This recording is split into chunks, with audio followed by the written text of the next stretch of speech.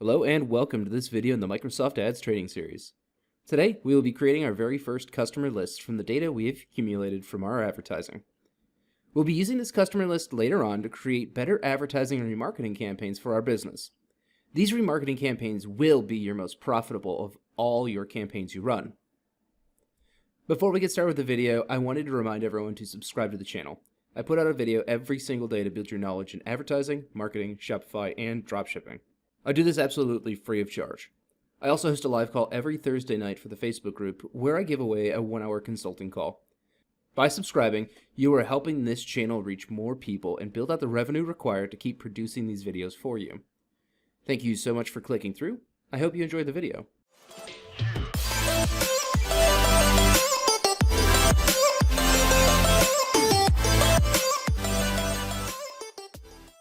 Open up your Microsoft Advertising account. On the left-hand side, click on Shared Library and View Audiences. In the center of the screen, you will click on Create Remarketing List. Under Remarketing List Name, just give it a name that is descriptive of the type of list we are making. This remarketing list is going to be all website visitors, so I'm just going to name it All Visitors. Whom to add to your audience? Visitors of a page. Then, in the next form, we're just going to put the homepage of our website. This means that anyone who visited a web page that contains our domain name will fit in this list, or anyone who came to the website. Membership duration I'll set to 14 days. I think if you remarket for too much longer than this, you become noise.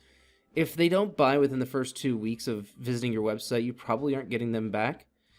The one caveat here is that it is search marketing, so you may want to expand this to 30 days, but I wouldn't bid extra just to have them after the 14, so it's kind of a balance you have to strike.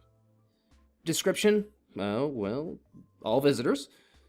Tag name, so select the tag that corresponds to your website, and then share across all accounts, and click Save, and we're done. What other remarketing list should we make? If you're doing this for e-commerce, I would suggest that you create one remarketing list that includes anyone who made it to the cart page and everyone who made it to your thank you page. The thank you page can be used as an exclusion list for all of your remarketing campaigns because we aren't trying to get back in front of people who already purchased. Instead, we're trying to convince cart and site abandoners to come back and make a purchase.